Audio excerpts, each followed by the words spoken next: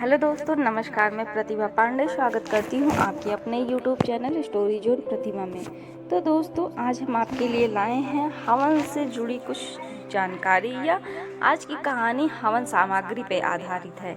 तो दोस्तों, आपको हमारी कहानी अगर अच्छी लगेगी तो लास्ट में कमेंट जरूर करिएगा। तो आइए शुरू करते हैं। हवन सामग्री।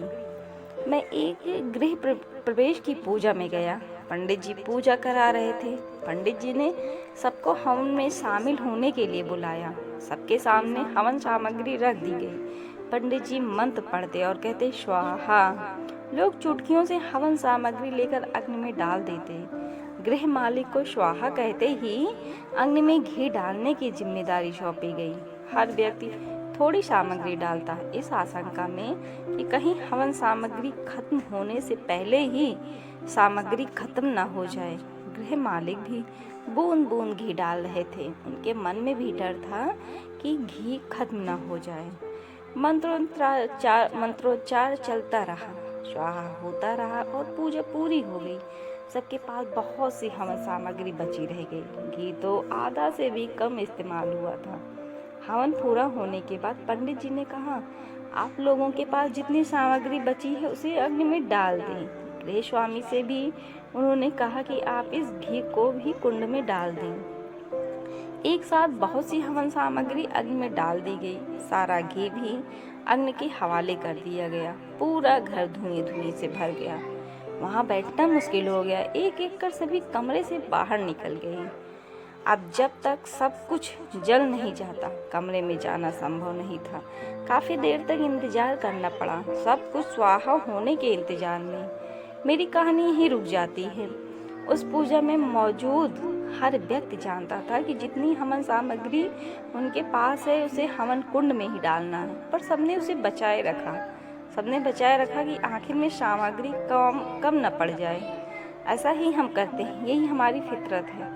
हम अंत के लिए बहुत कुछ बचाए रहते हैं। जिंदगी की पूजा खत्म हो जाती है और हवन सामग्री बची रह जाती है।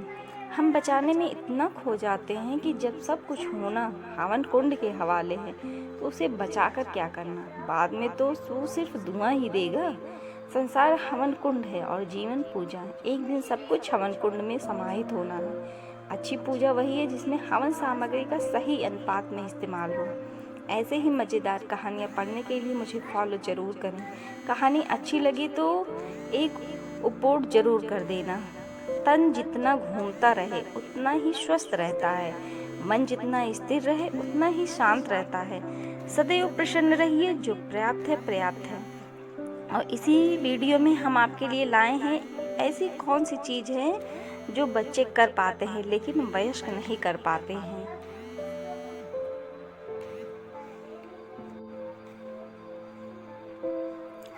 कल एक ट्रैफिक सिग्नल पर लाल बत्ती होने से रुका हुआ था। मेरी बाइक से एकदम लग के एक बाइक थी जिस पर एक पति पत्नी सवार थे। पत्नी की गोद में कुछ महीनों का बालक था। नन्हे से शिशु को बारों बार ठंड की टोपी और स्वेटर मोजे पहनाए हुए थे और उसकी माता ने बालक की कमर में एक हाथ डालकर किसी सीट बेल्ट की तरह से उसे पकड़ रखा था। इतने में सिग्नल ग्रीन हुआ। हम सभी की गाड़ी आगे बढ़ने लगी। हॉर्न की कर्कश ध्वनियाँ अगल बगल से ओवरटेक करने की कोशिश करती हुई कार और दो पहिया गाड़ियाँ और हिचकोले खाती उस बाइक पर वो नन्हा सा शिशु बड़े मज़े से सोया हुआ था। मेरा ध्यान अब भी उस नन्हे से बालक पर था। इतने सब शोर शराबे में, गाड़ी के झटकों में और हलचल में वो बच्चा जरा सा भी विचलित नहीं हो रहा था। ऐसे चैन की नींद में सोया था जिसके लिए आज आप और मेरे जैसे बड़े लोग तरसते हैं। इस नन्हे से बालक की नींद के पीछे एक सरल सा मनोविज्ञान छुपा है। वो ये है कि उसका भरोसा था कि उसकी माँ पर 100% विश्वास है। इतना कि नन्हे से बालक का जीवन गोद में बैठाकर हाथ से पकड़ने वाली उसकी माँ के हवाले था। और फिर भी वो निश्चित था, मेरी माँ मुझे कुछ होने ही नहीं देगी। उसके रहते मेरा बाल भी बांका नहीं हो सकता। बस यही भरोसा उसे इतनी भीड़ भाड़ में, इतने शोर में चैन की नींद सुला रहा था। मैंने सोचा कि इस नासमझ बच्चे के भरोसे का अगर 0.1% मुझे ईश्वर के प्रति आ जाए तो फिर मेरे जीवन में क्या आशाद है? भला अगर इस नन्हे बालक जैसा भरोसा रहे तो मेरे जीवन में क्या बदलाव आएंगे? इस पर मैंने ध्यान दिया और कुछ क्षण के लिए अनुभव किया।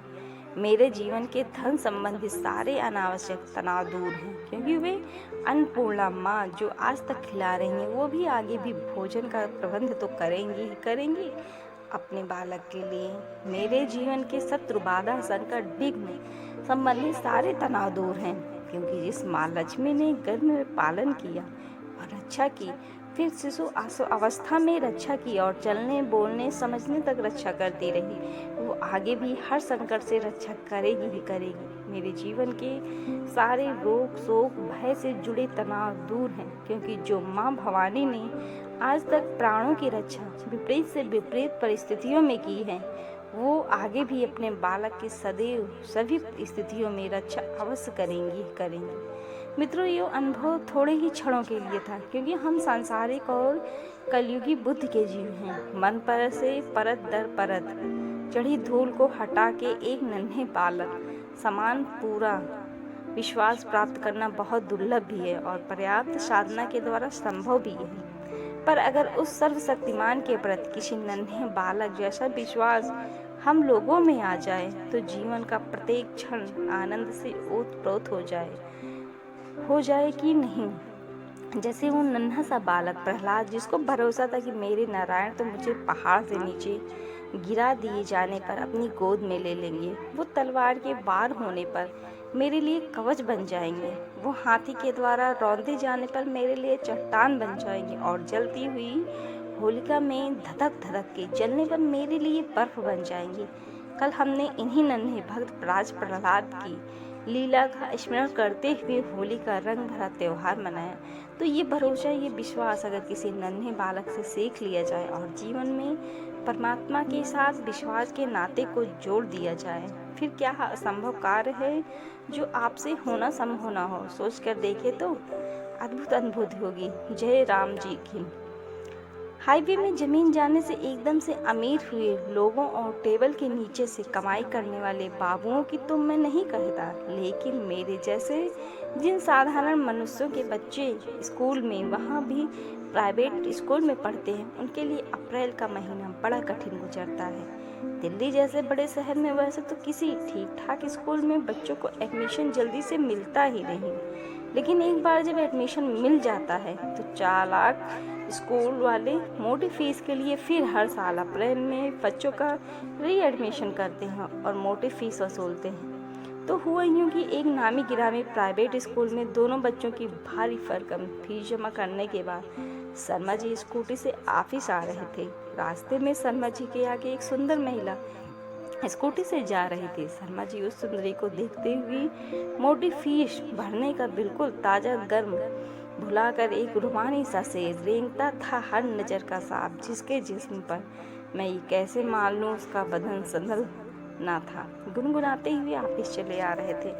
अचानक जेएनयू चौराहे के पास लाइट रेड हो गई। वह महिला तो 5 4 3 2 1 की उल्टी गिनती पूरी होने तक स्टाफ लाइन से पीछे रुक गई, लेकिन शर्मा जी का ध्यान चूंकि रेड लाइट की तरफ कम और उस महिला की तरफ ज़्यादा था। आज अतः इमरजेंसी ब्रेक मारते मारते भी शर्मा जी जेब्रा क्रॉसिंग पार कर गए। ट्रैफिक पुलिस वाले होते तो शर्मा जी कोई गोली दे देते, लेकिन नाच जाए चौराहों पर लगे इन सीसीटीवी कैमरों का, जिसने झट से शर्मा जी की स्कूटी सहित फोटो खींची और फट से 2000 का चालान बना दिया। एक तो अप्रैल की गरीबी, उस पर आटा भी गीला हो गया। अच्छा, यहाँ तक तो फिर भी ठीक था। विद्वानों ने कहा है ना कि पैसा हाथ का मैल होता है, इसके नुकसान पर ज़्यादा शोक नहीं करना चाहिए। लेकिन असल शोक तब हुआ जब इन नाच पीटे ट्रैफिक वालों ने फोटो सहित चालान शर्मा जी के घर भेज दिए। शर्मा जी का बैड लक, देखिए कि चालान शर्माइन भाभी ने रिसीव किया।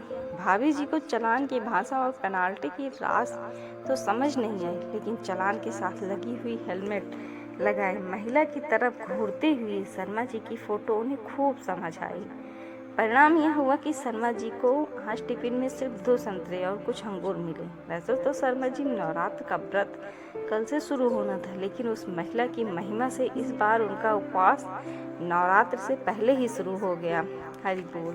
तो दोस्तों, आपको इस वीडियो में हमारी छोटी छोटी जानकारियाँ या कहानियाँ कैसी लगी, आप कमेंट में ज़रूर बताइएगा और हमारे चैनल को लाइक शेयर सब्सक्राइब भी करिएगा। और हाँ दोस्तों, लास्ट में बेल आइकन दबाना बिल्कुल मत भूलिएगा, जिससे हमारी वीडियो की सबसे पहले नोटिफिकेशन आप तक जाए। धन्यवाद दोस्तों।